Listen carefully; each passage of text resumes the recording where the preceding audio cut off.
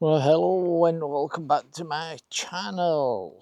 Well, as you can see, I've managed to get out today. Yeah, and it's nice to be away from the four walls, shall we say, and even the TV. Getting sick of bloody TV. Just in case you're new to the channel and don't know what the hell I'm talking about, if you're not a subscriber, just over a month ago, I went for a run and damaged my Achilles tendon, and I'm laid up for a long time. And really, this is like the first time I've managed to get out, because luckily when I drive, walking still bad and everything, but driving ain't too bad, right? I won't want to go too far. I've driven about 20 minutes to get here and it's uncomfortable. I won't want to go much further.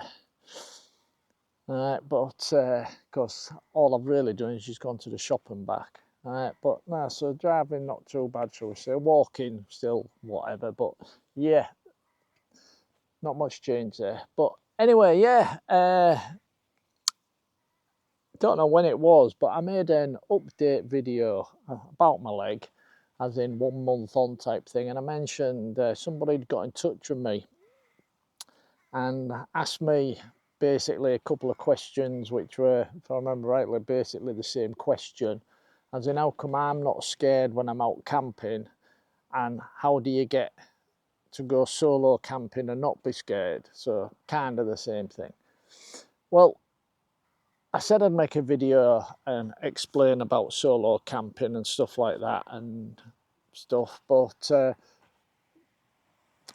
firstly, I think it's only fair to point out, in England, wild camping just about everywhere is illegal, right? You are not allowed to wild camp. It's completely and utterly illegal. Right? But luckily it's a civil matter, it's not a criminal matter. However, say I'm camping here, farmer comes along at 2 o'clock in the morning and says get off my land. If I refuse, then it becomes a criminal matter and he can call the police and get arrested, go to jail, end up with a huge fine and all like that. But if I'm, sorry about the traffic, if I'm camping here and the farmer turns up and says move, and I say, yeah, no problem, sorry, and I pack all my gear away and I leave, that's fine. You're not in trouble, right? He can't prosecute you for being on his land or out like that, right? Unless you've destroyed his land, you know what I mean, and that's different. But if you're told, so in other words, if you're camping somewhere and you're told to move, just pack up your gear and move, right? You start arguing the toss about it, then the police can get involved, then you're in trouble. But the bottom line is, you're told to move, you move. It's one of them things. Now, there are an exception, sort of, to the rule. If, for arguments, if you're high up a hill, a mountain, whatever, it's bloody raining. I just made me send a coffin. It started to bloody, no rain forecast today. It's now 80 degrees Fahrenheit, and that was a spit of rain.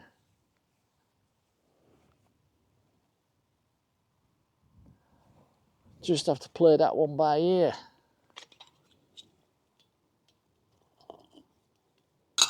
Oh, that's still bloody hot. Yeah, I might have to speed this up a little bit, but I can't. Yeah, bottom line, if you're on top of a hill or something like that, if you turn up late-ish and leave early and don't leave a mess, leave no trace, right, you're okay. But keep away from the main farmers' field areas.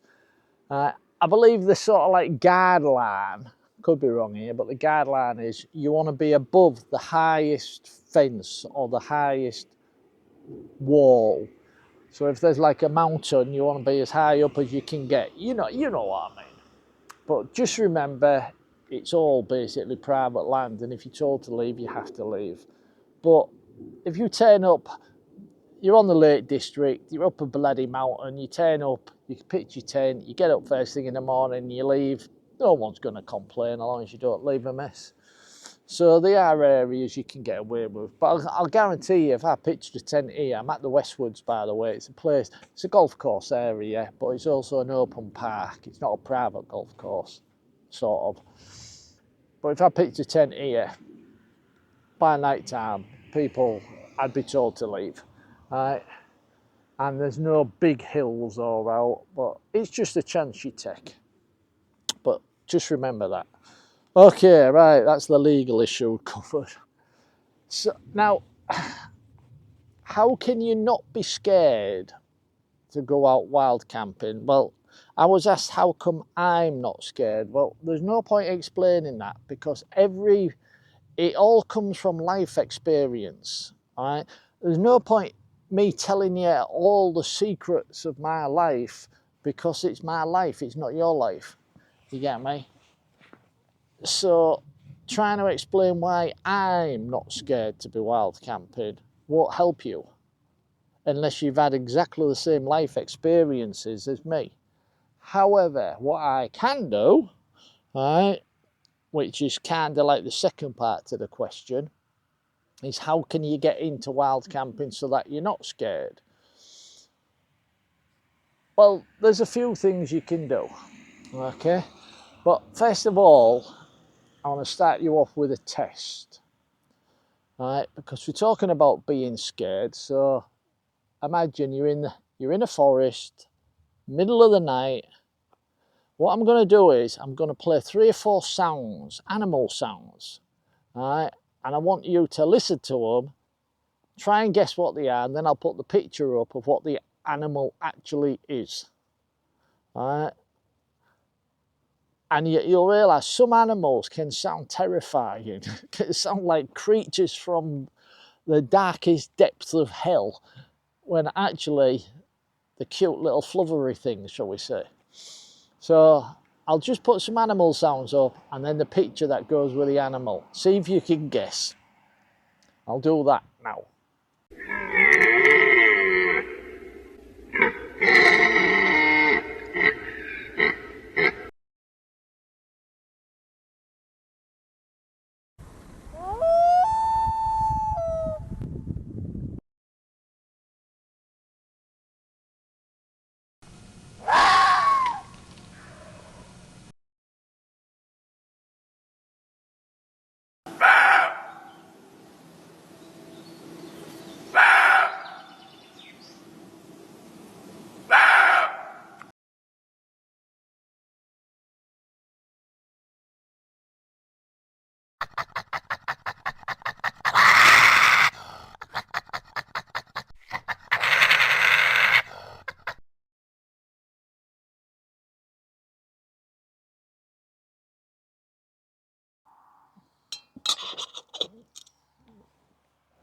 And I'm back. Okay, who guessed them all right then? But that doesn't really matter. The idea with that is remembering what I was helped, how come you can not be scared when you're wild camping type thing. That's something you have to learn. There's a lot of animals out there that make some weird bloody noises. Right? If you're laid in your tent in the middle of the night and you start hearing not barking, growling, and you know what I mean? This is in the UK, by the way. Right? It's not like in Canada where the grizzly bears are wandering about. Right? That's a different matter altogether. Right? This is the UK where we don't have any bears or mountain lions or out like that anymore. We used to. Up to a century ago, we had bears and stuff. The last bear was culled about 100 years ago. But that's a different story, yeah. We also used to have wild wolves, but that's also another story. But yeah, at the moment, right now, there's nothing like that. Unless you want to know which we'll move into next, start worrying about cryptics. But learn your animal sounds, right? YouTube search, learn your animal sounds so that if you do hear them in the middle of the night, first time you're out solo camping, right, you won't be scared. You'll think, oh, it's a badger. right? Sounds like a beast from hell, but it's a badger, right? Learn certain animal sounds, right? So then you'll be less scared then. Now, I'll mention cryptics because people keep going on about bloody werewolves and what skinwalkers and monsters and this and that. Right, I'll play devil's advocate. I'll say all them monstrous creatures are real. Werewolves roam the land and Bigfoot roams the land and there's skinwalkers out to attack you and eat you and all like that. Right, I'll say yes, they're all real. I'll play devil's advocate. Right, I'll say let's pretend they're all real. Now, let's pretend you're in a tent, a werewolf attacks you. What are you going to do about it? Absolutely bloody out, you're going to die. What I'm trying to get at is, if you believe in that sort of stuff, right, you're crazy. No, sorry. Sorry. Unsubscribe. If you believe in that sort of stuff, fair enough. But just remember, there's no point worrying about it then. Right? Because there's nothing you could do about it anyhow, is there? Let's be honest. If some great big creature with fangs and claws, 12-inch claws attacked you, there's nothing you could do about it. So there's no point worrying about it. So don't let that put you off, right? Or the best bet is realise that there's no out there. It's just your imagination. I'll have to mention this though. I mean, could there be animals out there that we have not seen yet? Yes, absolutely. I mean, this is a big bloody planet, right? And it's not as if we've explored all of it. And the subterranean caves and stuff that we haven't been in. So could there be some sort of animals that we don't understand living down there? Yeah, I suppose so. Of course there could. Right. Anyway, moving on. Right. We've dealt with the scary noises and crazy bit, right? Now let's get some practical. Just a minute.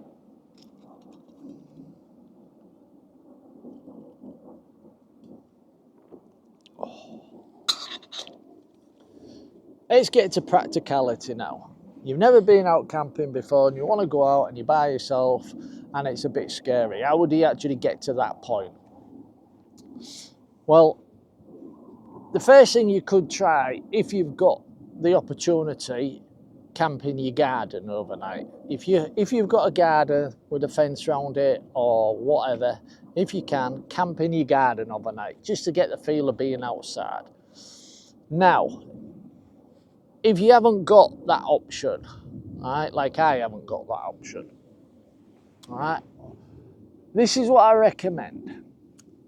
Find where you want to camp, right, or you could actually go to a designated campsite, pay your money, stop on a campsite for the night just to get the feel.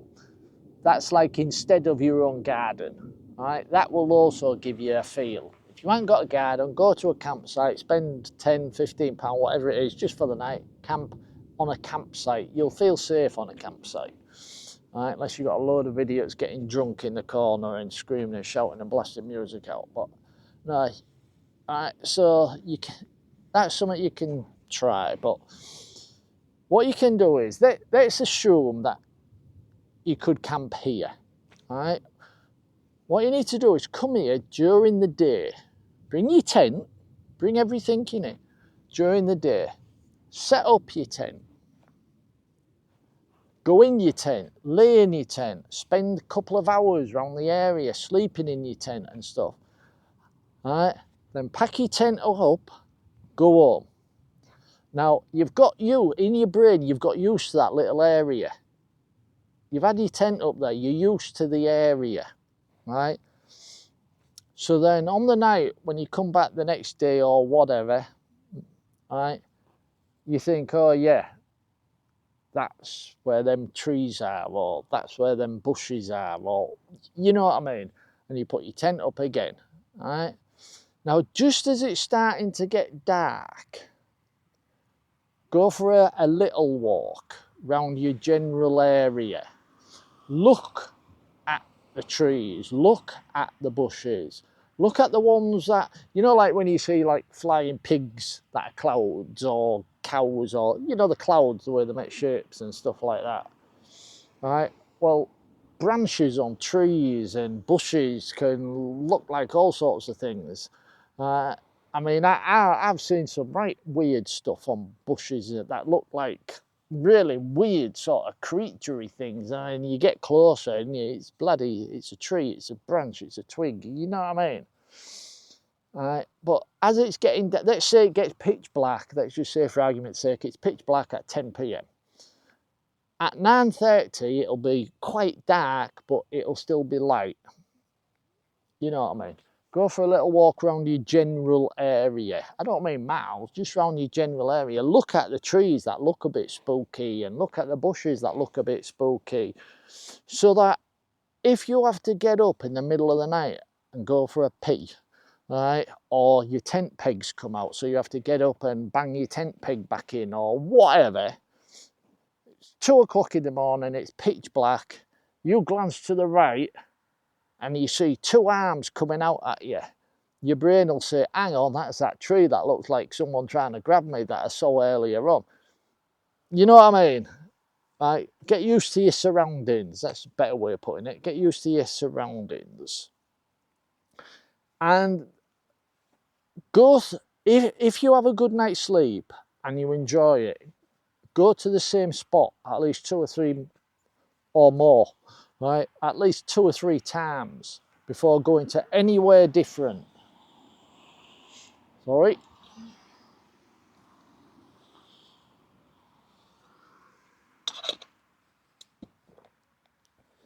Yeah, before moving on to another camp spot, go back to that same spot 2 or 3 times and really get used to it. Right? So that you're completely and utterly 100% comfortable with it. And then when you go to a newer spot, your brain is already programmed. It knows you're going to be sleeping in a tent, sleeping outside. You might hear this, you might hear that. Right? Okay, everything's going to look different. Right? There might be some different animals in that area, but you've got a slight generalization of what to expect. That's a big word for me, isn't it? Slight. No, you've got a slight generalization of what to expect. Right? So that if you do start hearing things. Right, now the biggie. The one thing, unfortunately, you do have to be careful of, and especially if you're a female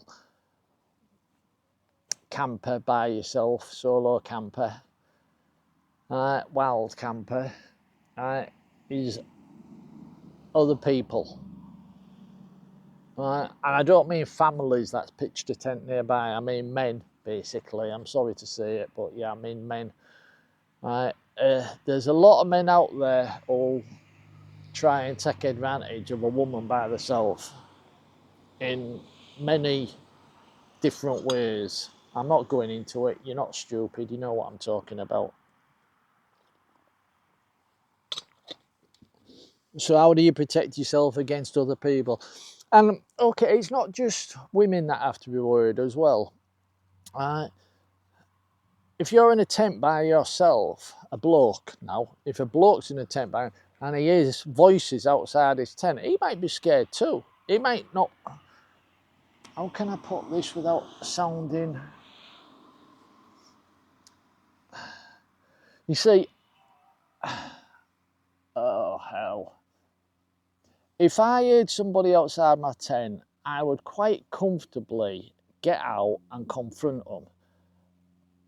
Because I've had training, right? So I wouldn't be bothered. Now, not everybody knows how to defend themselves, look after themselves and stuff like that. You see it all the time on videos, people stay in the tent and they're shouting, I've got a knife, go away. Dangerous, very dangerous in my opinion. But, so what do? whether it be a man or a woman in a tent, they hear voices, right? What do you do?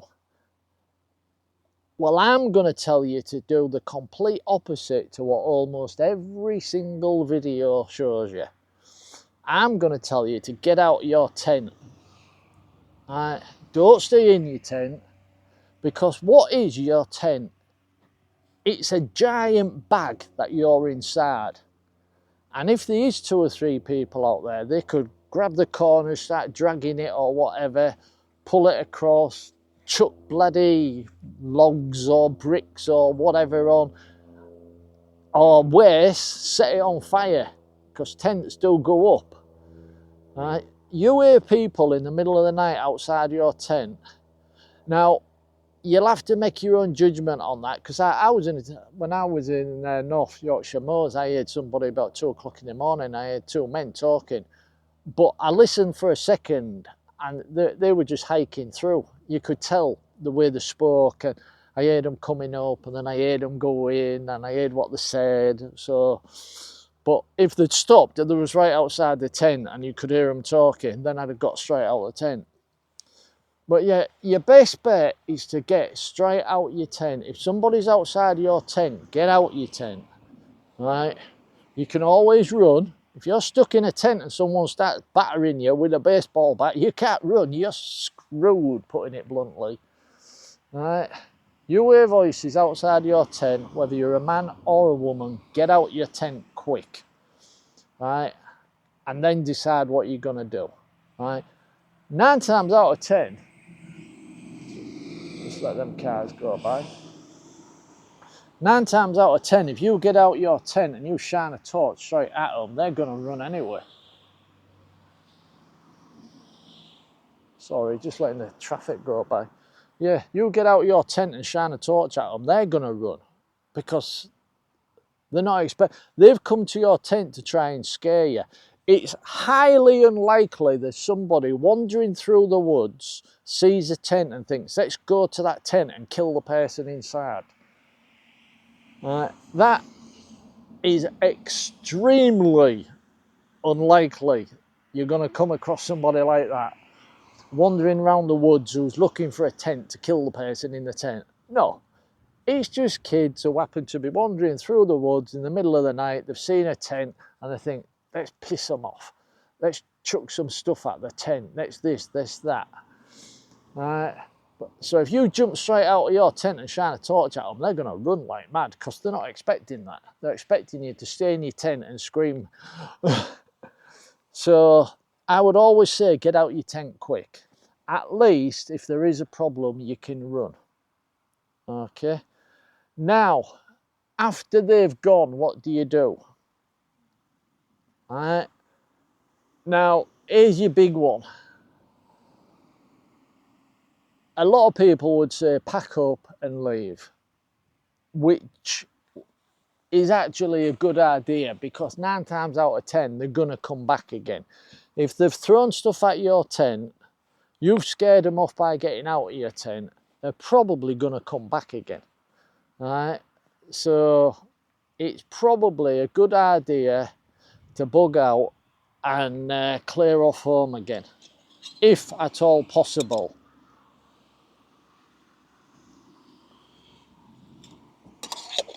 Now, maybe it's the middle of the night and you're not sure about the area so well and you don't want to be walking in the middle of the night. That's fair enough, I get that too. So then your best bet is put your lantern on in your tent, leave it on all night, go try and get some sleep again, and with your light on, hopefully if they'll come back, they'll see the light and think you're awake anyway. So then they might just leave you alone, because they've already run off once. It's a hard one, that. Do you bug out and clear off, or do you stick it out? Right? And that goes for men as well as women. Right? But I would always say for ladies, right, if you're setting up your tent,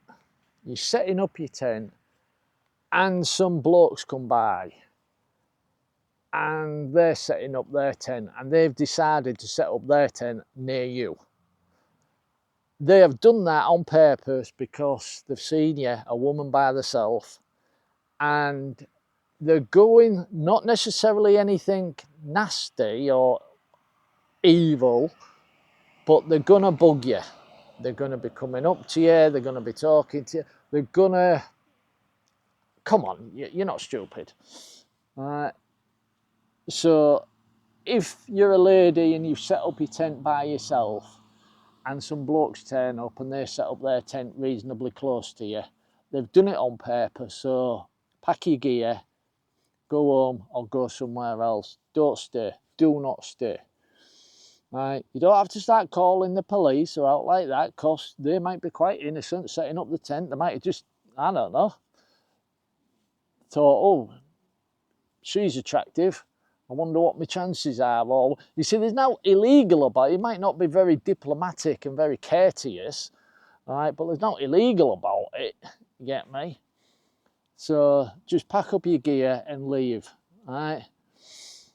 And if they start to follow you, then call the police instantly, right? Obviously, that's a different matter altogether. I don't think there's anything else I can really say that'll help new time solo campers how not to be scared. But don't get me wrong, no matter what I say and no matter what preparation, the first time you go into them woods and you're all by yourself in your tent, there will be one or two things that'll not, well, yeah, probably scare you, right? Or at least make you bloody jump or twitch or look over your shoulder.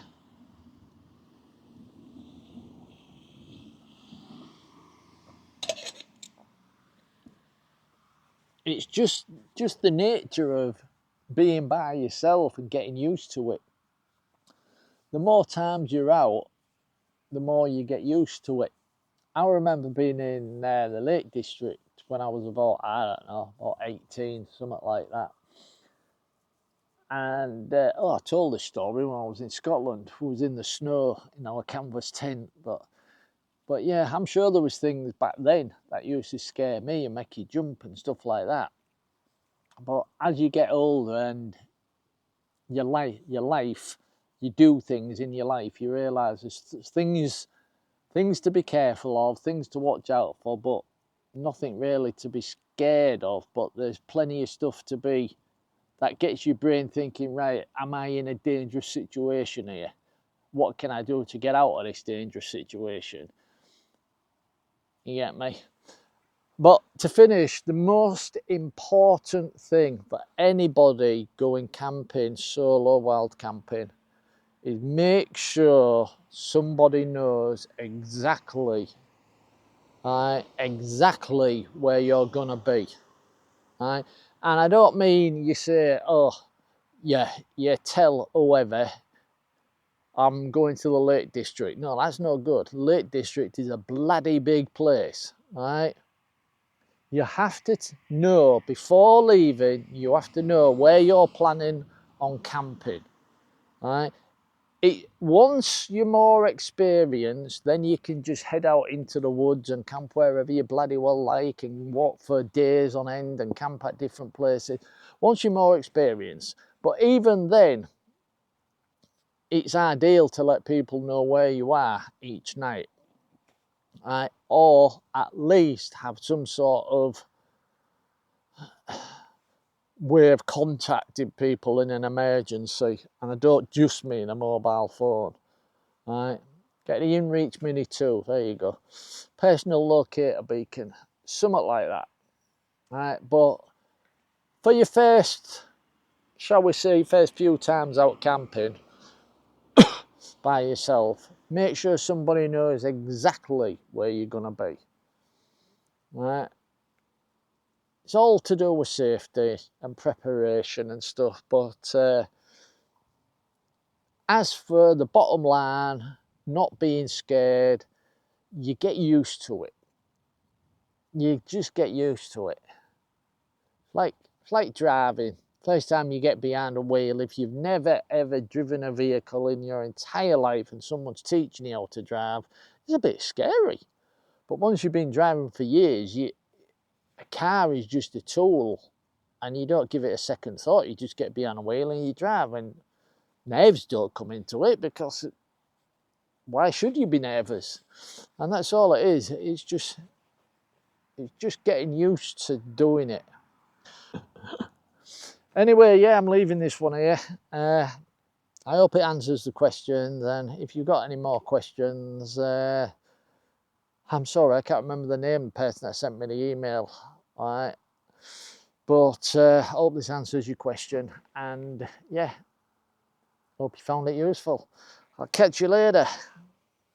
Okay then, cheers, and hobble time. Bye.